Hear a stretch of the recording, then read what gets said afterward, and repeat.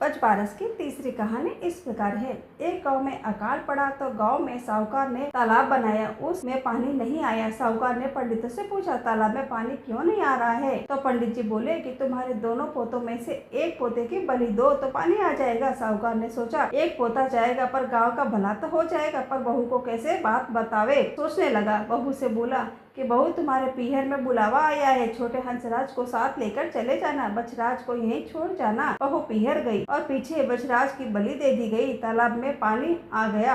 अब साहूकार ने तालाब पर बड़ा यज्ञ किया, उसको बुलाया तो बहू ने के भाई ने कहा कि बहन, तेरे यहाँ इतना बड़ा उत्सव हो रहा है पर तेरे को नहीं बुलाया, मुझे तो बुलाया है, मैं तो जा रहा हूँ। बहन बोली कि भैया, घर में बहुत सारे काम हैं, इसलिए भूल गए होंगे।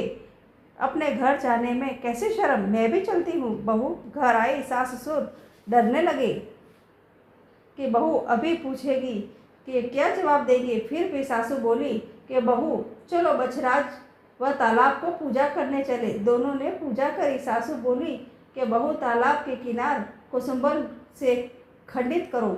बहू बोली, मेरे तो हंसराज बछराज है, मैं खंडित क्यों करूं? सासू बोली, जैसा मैं कहती हूँ वैसा ही करो। तो बहू ने बात मानते हुए किनार खंडित की और कहा कि आओ मेरे हंसराज बछराज, लड्डू उठाओ। सासू मन ही मन भगवान से प्रार्थना करने लगी कि बचबारस माता, मेरी लाज रखना। भगवान की कृपा हुई और तालाब की मिट्टी में लिपटा बछराज व हंसराज दोनों तोड़े आए। बहू पूछने लगी, सासू जी ये सब क्या है? तो सासू जी ने सब सच बता दिया और कहा कि भगवान ने मेरा सत रखा है, इसलिए माताएं भी ओघड़े गोबर की पाल का तालाब की पूजा करके किनार खंडित करके उस पर लड्डू रखे, वह अपने बेटे से उठवावे, खोटी की खरी अधूरी की पूरी। इस प्रकार मेरी ये कहानी पूरी हुई।